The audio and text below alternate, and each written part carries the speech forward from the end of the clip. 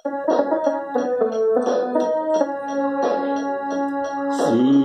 राम जय राम जय जय राम, श्री राम जय राम जय जय राम, श्री राम जय राम जय जय राम,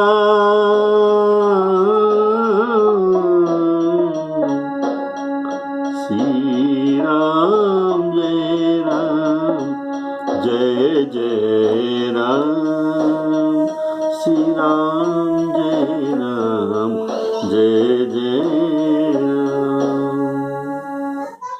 आदरणीय श्रोताओं को सप्रेम राम राम कहते हुए आज का शुभ प्रसंग रामचरितमानस राम कथा सुनाता है।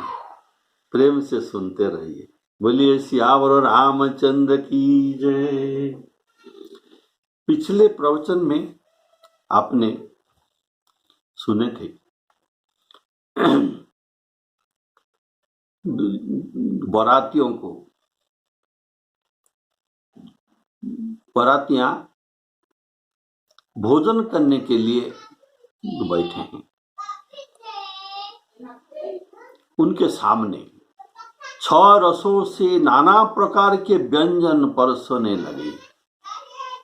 उसका नाम कोई नहीं जानता है।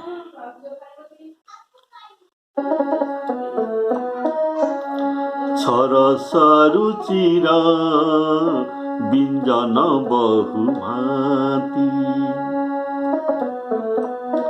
छरस रुचिर व्यंजन बहु भांति, एक एक रस अगणित भांति, श्री राम जय राम जय जय राम।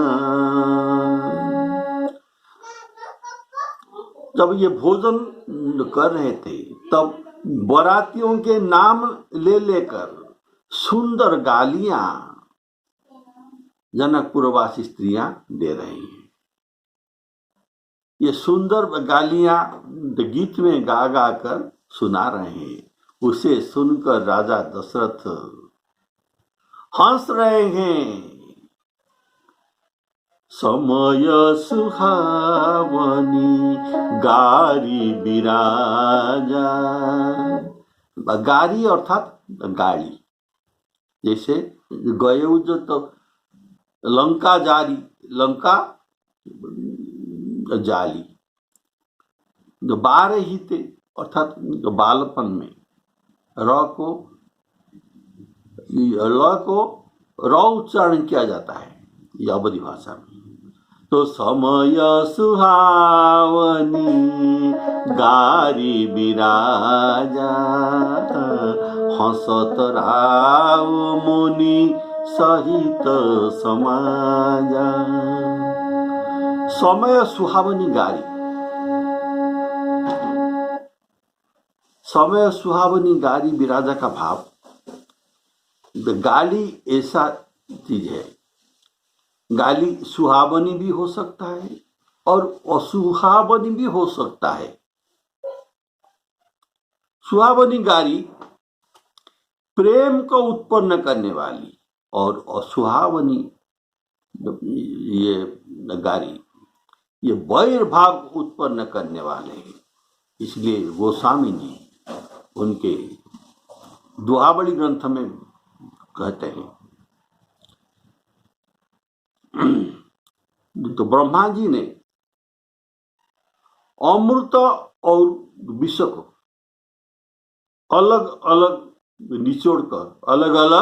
निचोड़कर अमृत से सुहावनी गालियां निर्माण किए, उत्पन्न किए, और विष को निचोड़कर ये असुहावनी गालियां उत्पन्न किए। बोलिए सियावर रामचंद्र की जय। अमिय गारी गारेऊ गरल। अमिय अर्थात अमृत का गाली, गारेऊ गरल, गरल को निचोड़ कर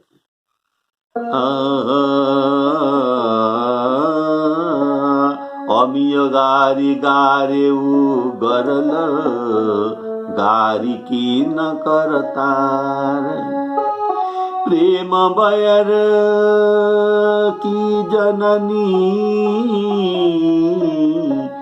जानही बुधन गंवार।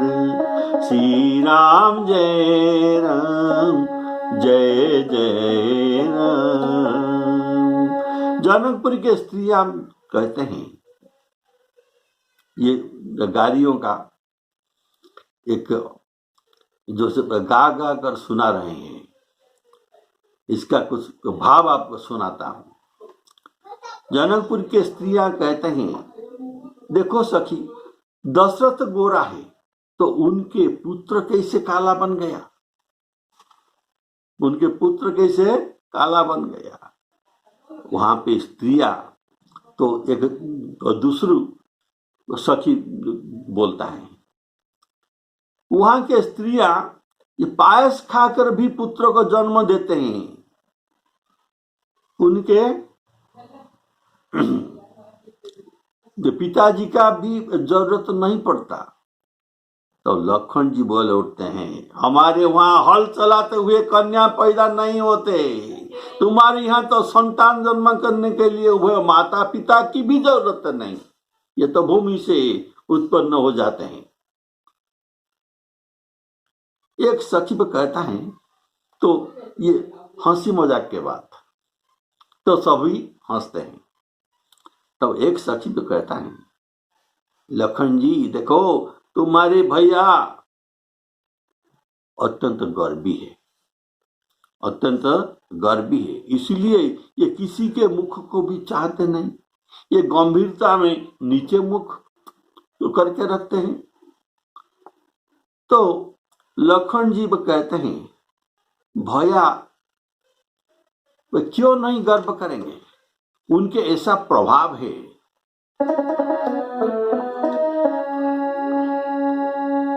देखो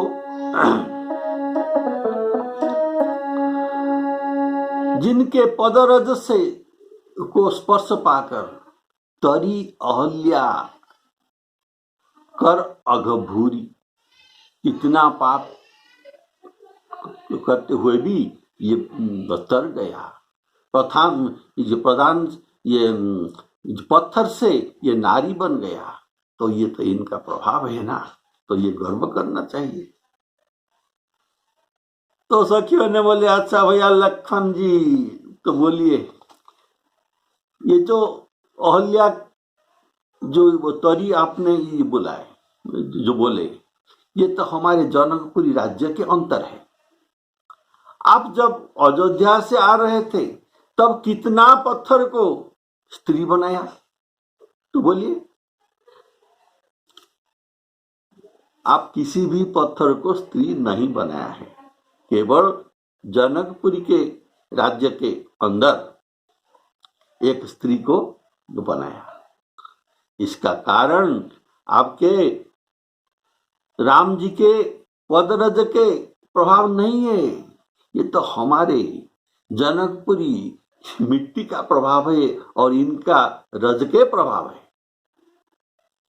तो इनका रज के प्रभाव से ही इनका रज उनके ये पांव में लगा और ये रज पत्थर के ऊपर पड़ने के पर ये सुंदरी स्त्री अहल्या बन गई। तो स्त्रियां करके देखो, बोले श्यावर रामचंद्र की जय। ऐसा बहुत कुछ गालियां दे रहे थे और सब ये सब सुनकर राजा दशरथ खुश होकर हंसते थे। ऐसा तो कितना सारे गाली है, लेकिन मेरे समझ में जो जो गाली मैंने सुने हैं वो दूसरों से मैंने आपको बता दिया। तो भोजन करने के बाद फिर पान देकर जनक जी ने सम्मान सहित दशरथ को पूजन किया। ये पूजन का भाव है, इतर चंदन और पुष्पमाल उनको पहनाए। सब राजाओं के सिरमौर चक्रवर्ती कौन है? श्री दशरथ जी। ये प्रसन्न होकर जनवास को चले। बोलिए सियावर रामचंद्र की जय।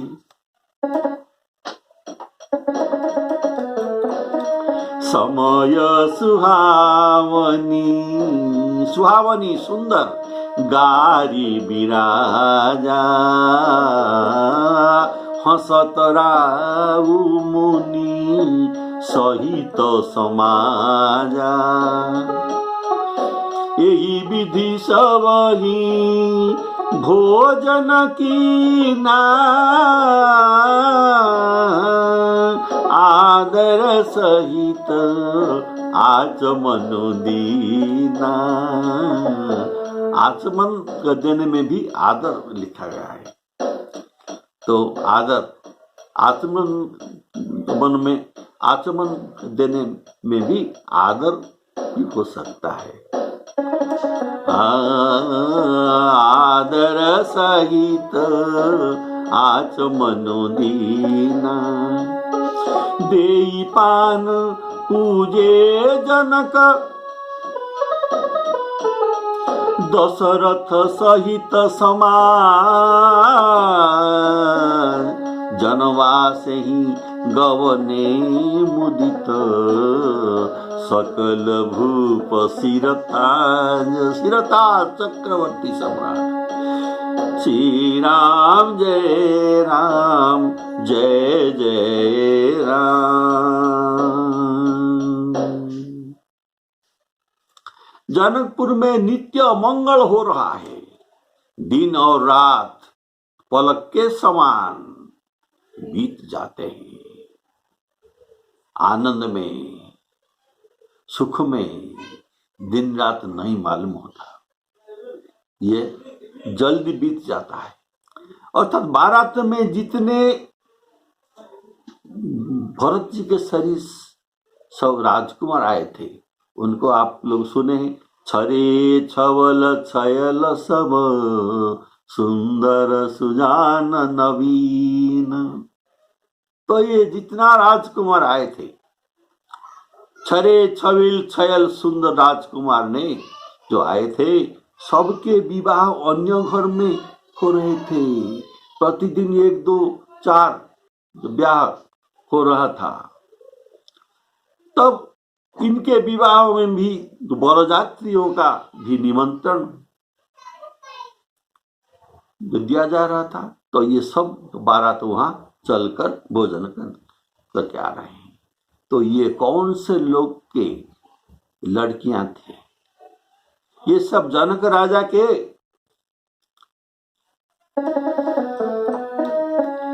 ये लड़कियां को जो ये राजकुमार ने ब्याह कर रहे थे, ये लड़कियां के परिचय सुनिए। सूर सचिव सेनप बहु तेरे, वीर मंत्री सेनापति इत्यादि के लड़कियां। सूर से चव सूर सचिव सेनप सब केरे, नृप गृह सरिस सदन सब केरे। इनके गृह में जितना सुंदरी कन्याएं थी, सबकी विवाह हो गई। लेकिन गोस्वामी लिखे हैं कि निमिष सरिस दिन जामिनी जाही। तो बड़े सवेरे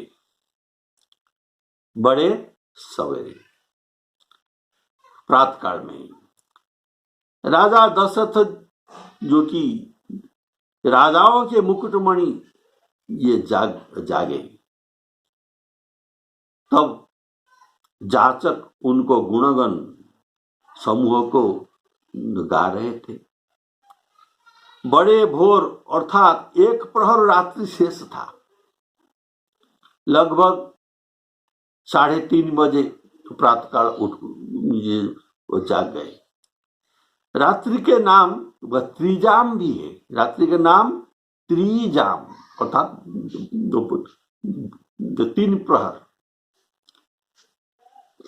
कहा जाता है, इसलिए कि रात्रि का चतुर्थ प्रहर को भोर के घंटे में लिया जाता है। रात्रि का चतुर्थ प्रहर को भोर 3 से 6 बजे तक ये भोर है, इसलिए रात्रि को वो त्रिजाम कहा जाता है। तब चारों कुमारों को और सुंदर वधुओं को साथ देखकर उनके मन में जितना आनंद है, किसका? दशरथ जी का, वो किस प्रकार कहा जा सकता है। अर्थात 3:30 बजे 4 बहू और वो कुमार राजा के जागने से पहले जागकर राजा को प्रणाम करने आए थे। उनको देखकर राजा आनंद हुए। राजा प्रातः क्रिया करके गुरु वशिष्ठ जी के पास आए। उनके मन में महान आनंद और प्रेम भरा हुआ था। नित नूतन मंगल पुरमाही निमिष सरिस दिन जामिनी जाई। बड़े भोर भूपति मणि जागे जाचक गुणगन गावन लागे। देखी कुंवर वर वधु न समेता किमि कही जात मोद मन जेता। प्रात क्रिया करी गे गुरु पाही महाप्रमोद प्रेम मन माही। श्री राम जय राम जय जय राम। गुरु जी को राजा प्रणाम करके और पूजन करके फिर हाथ जोड़कर अमृत से डुबाई हुई वाणी बोले, हे मुनिराज सुनिए, आपकी कृपा से आज मैं पुण्य काम हो गया। आज मैं पुण्य काम हो गया। अब सब ब्राह्मणों को बुलाकर उनको सब तरह से गहनों और कपड़ों से सजी हुई गाय दीजिए। अर्थात सुवर्ण के सिंह, सुवर्ण के सिंह, वो सिंह के ऊपर सुवर्ण वो छाया होगा। सुवर्ण के सिंह, तांबा के पीठी, चांदी के खूर, सुवर्ण के दोहनी, सुवर्ण के दोहनी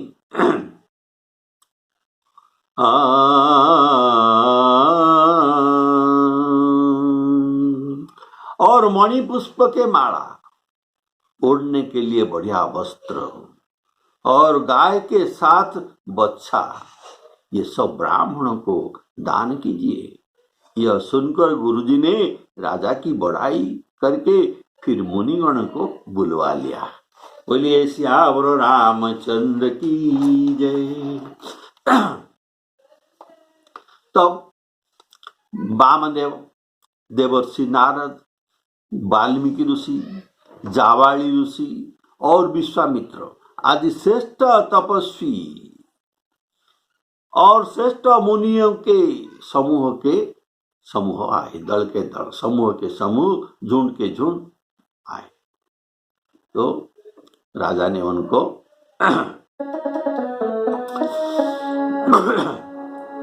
करी प्रणाम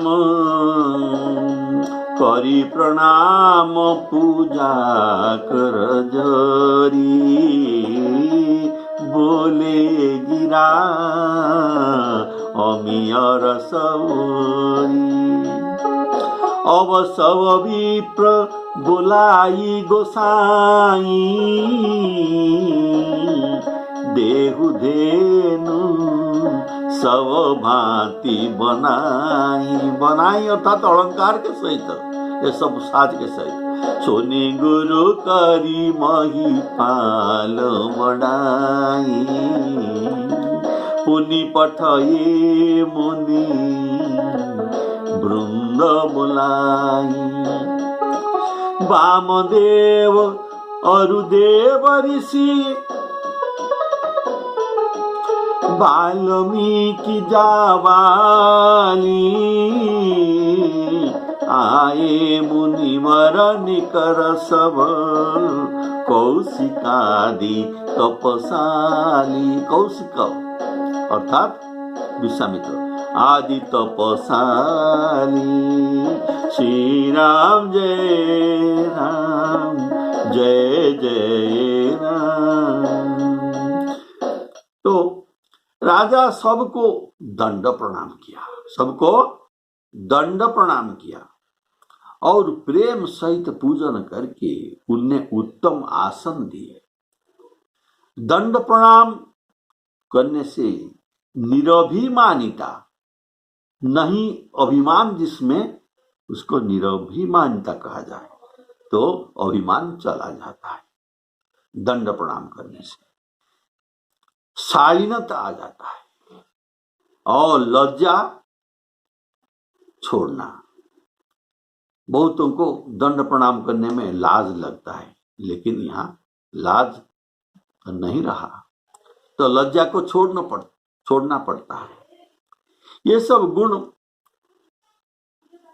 अपने में प्रकाशित होता है, ये दंड प्रणाम के फल। तो 4 पुत्रों के मंगल कामना करके राजा दशरथ 4 लक्ष उत्तम गाय मंगवाए, जो कामधेनु के समान उत्तम स्वभाव वाली, कोई दुष्टा गाय नहीं, उत्तम स्वभाव वाली और सुहावनी थी। अर्थात ये सब सवच्छा, बच्चाओं के सहित दुग्ध वाली गाय थी। धेनु, ऐसा धेनु ये मंगवाए। उन सबको सब प्रकार से गहन और कपड़ों से सजाकर राजा ने प्रसन्न होकर भूदेव ब्राह्मण को दिए। राजा बहुत तरह से विनती कर रहे हैं कि जगत में मैंने आज ही जीने का फल पाया, जीने का फल पाया। ऐसा बहुविध विनय करने के भाव। दान में दान करना अच्छा है। यज्ञ दान तपस्यैव न त्याज्य कार्य में तत्, यज्ञ दान तपस्यैव पावनानि मनीषिणाम। लेकिन दान करने में भी साइड इफेक्ट है। जैसे मेडिसिन में साइड इफेक्ट होता है, ऐसे दान करने में भी साइड इफेक्ट क्या है? अभिमान आता है। इसलिए दान करने से पहले कर्तृत्व अभिमान को छोड़ना पड़ता है। तो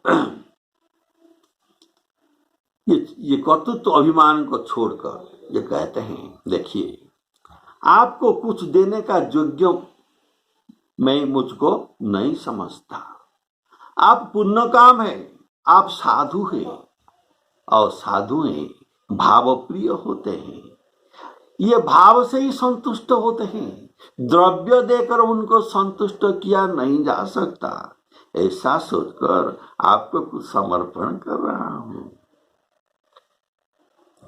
हे महानुभव, आपके दर्शन से मेरा जीवन धन्य हो गया। मेरा अहोभाग्य, मेरा भाग्य उदय हो गया।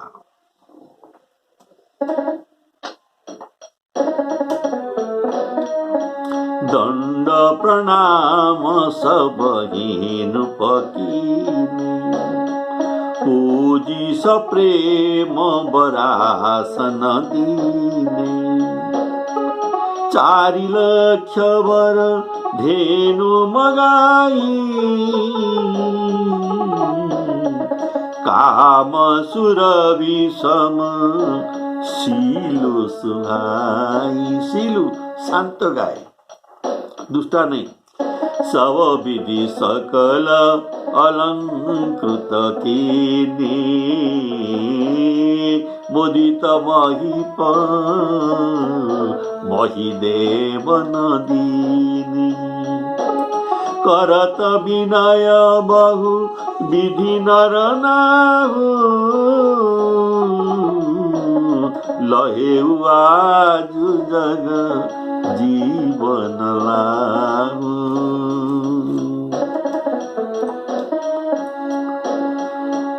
श्री राम जय राम जय जय राम।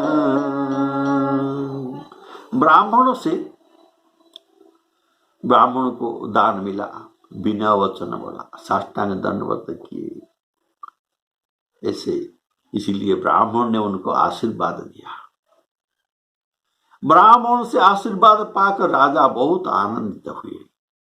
फिर जाचकों के समूह को बुलवाया गया, जो मांगने वाले जाचक, और सबके उनको रुचि पूछकर तुमको क्या चाहिए, देखो इतना इतना सब जिन्स सब चीज है। तो उनके सबको उनके रुचि पूछकर सोना, वस्त्र, मणि, घोड़ा, हाथी और रथ, जिसको जो चाहा सो सूर्य कुल के आनंदित करने वाले दशरथ जी ने उन सबको दिए। राजा प्रसन्न हुए, कारण मुनियों ने आशीर्वाद दिया। बहुत पसंद है, क्योंकि उनके आशीर्वाद अमोघ है। कन्यादान लेने के बाद आज परिग्रह दान देने का ये दे रहे। फिर देखो ये कितना उच्च भावना है। कन्यादान लेने के बाद वर पिता को भी कुछ दान देना चाहिए, इसको परिग्रह दान कहा जाता है। और परिग्रह दान के बाद प्रायश्चित दान भी किया जाना चाहिए, लेकिन हम किसी ने नहीं करते। प्रायश्चित दान देना जाता है। इसीलिए राजा कनक बसन मणि हय गय संदन ये सब ले आए, और उनको बसन, मणि और सुवर्ण ये सब पहनने के लिए दिए, और हय गय रथ ये सब जानवान चढ़ने के चीज दिए। जाचकों के रुचि जानकर, कारण अपने रुचि का द्रव्य मिलने पर जाचक प्रसन्न होते हैं, इसीलिए उनको कुछ उनके रुचि को जानकर दिया जाता है। ऐसे सब द्रव्य लेकर ये जाचकों को रथ में बैठाकर विदा किए। बोलिए श्याम रामचंद्र की जय। ऐसा दान कहीं भी नहीं आप सुने होंगे। तो उनको सब द्रव्य देकर रथ में बैठाकर विदा किए। वे सब गुणानुवाद गाते हुए, दशरथ जी के गुण गाते हुए, सूर्य कुल के स्वामी की जय हो जय हो जय हो कहते हुए चले। इस प्रकार श्री राम जी के विवाह का उत्सव का वर्णन यहाँ समाप्त हुआ। बोलिए श्यावर रामचंद्र की जय। और ये थोड़े से शब्द में समाप्त हुआ, वो कवि कहते हैं, लेकिन ये ऐसा महान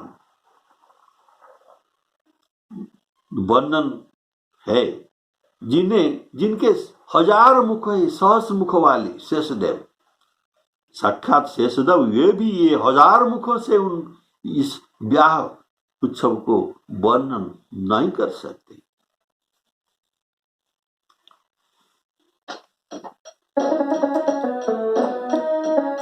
पाई आशीष मुनीष आनंदा लिए बोली पुनि जाचक वृंदा कनक बसन मणि हय गय चंदन चंदन रथ दिए बुझी रुचि रवि कुल नंदन चले पड़त गावत गुण गाथा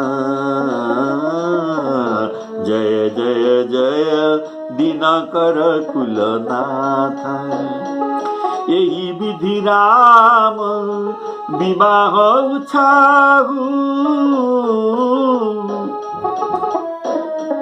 देखिए हमारे कवि कितना सुंदर कहते हैं। यहाँ समाप्त करता हूं, ऐसा ये नहीं कहते। इस प्रकार राम के विवाह उत्सव बोलिए चावल रामचंद्र की जय। मैंने इतना ही कहा, ये भी बात नहीं। इस प्रकार राम जी के विवाह उत्सव जिनको सहस मुख वाला शेषदेव भी नहीं कह सकते। यही विधि राम विवाह उत्सव सकई न बरनी सहस मुख जाओ। इसमें अर्थ आ गया, अर्थात जिनका सहस्र मुख है, हजार मुख है, अगर ये वर्णन न कर सकते तो मैं कितना वर्णन तो कर सकता। मैं थोड़ा सा ही, थोड़े से ही थोड़ा वर्णन किया है। बार बार विश्वामित्र जी के चरणों में सिर नवाकर राजा कहते हैं, हे मुनि राजा, माने मुनियों के राजा, यह सब सुख आपके ही कृपा और कटाक्ष से मुझे प्राप्त है। तो ये आपका ही प्रसाद है। ये प्रसाद मैं तो पाकर धन्य हो गया। बार बार कौशिक चरण शिशुनाई कहराऊ, यह सब सुख मुनिराज तब कृपा कटाक्ष पसाऊ। श्री राम जय राम जय जय राम। राजा दशरथ जी जनक जी के स्नेह, शील और करनी और ऐश्वर्य की सब प्रकार से सराहना करते हैं। ये अपने आंखों में देखा है, इसका ही सराहना करते हैं। देखिए जनक जी का शील और विनय ऐसा था जो दशरथ जी ने आंखों में देखा और कानों में सुना। कर जोरी जनक बहोरी बंधु समेत कौशल राय सो, बोले मनोहर बचन सानी स्नेहशील सुभायस, स्नेहशील सुभायस। ये कहते हैं आपके साथ संबंध बनकर मैंने बड़ा हो गया। जनक जी कहते हैं मैंने इतना बड़ा नहीं था, अब आपके साथ चक्रवर्ती राजा दशरथ जी के साथ संबंध करके मैं बहुत बड़ा बन गया।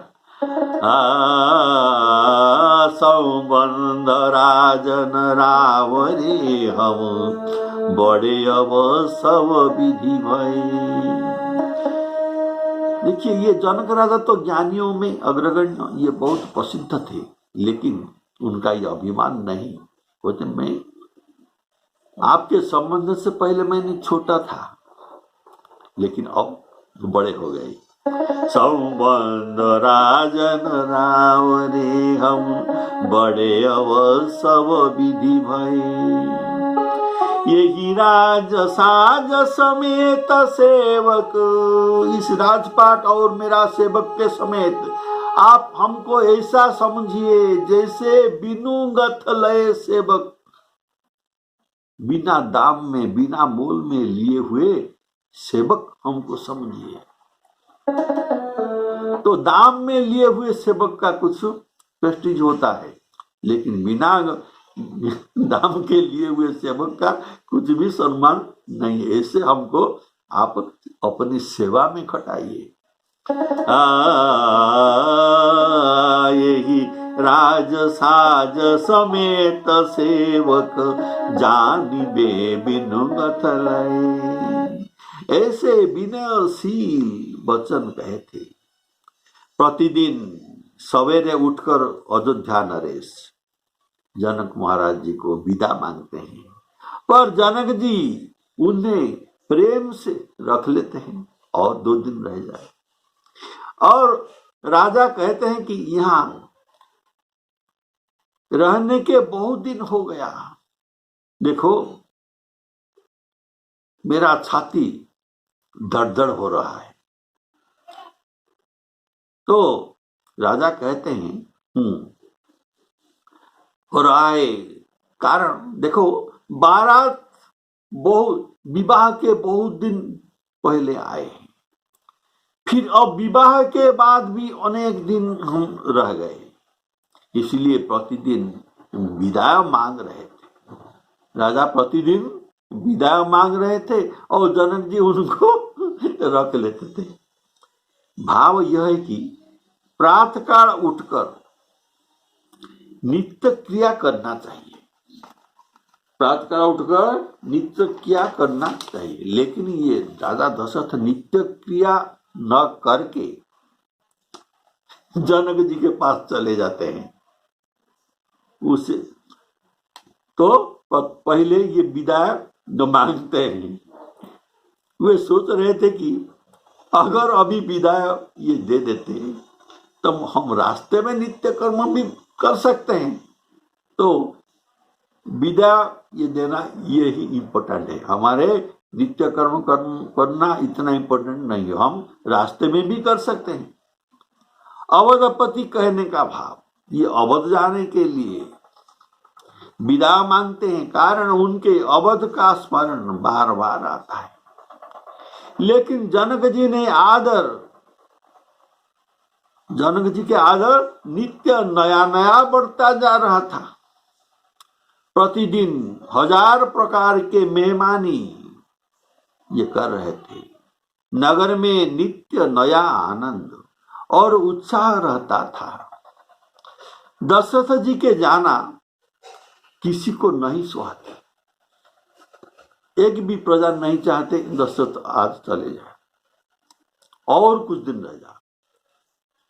दिन प्रति सहस भांति पहुनाई, ये कहने का भाव, जैसे जनक जी दशरथ के पहुनाई करते हैं वैसे नगर के लोग भी वैसा ही उनका पहुनाई करते रहे।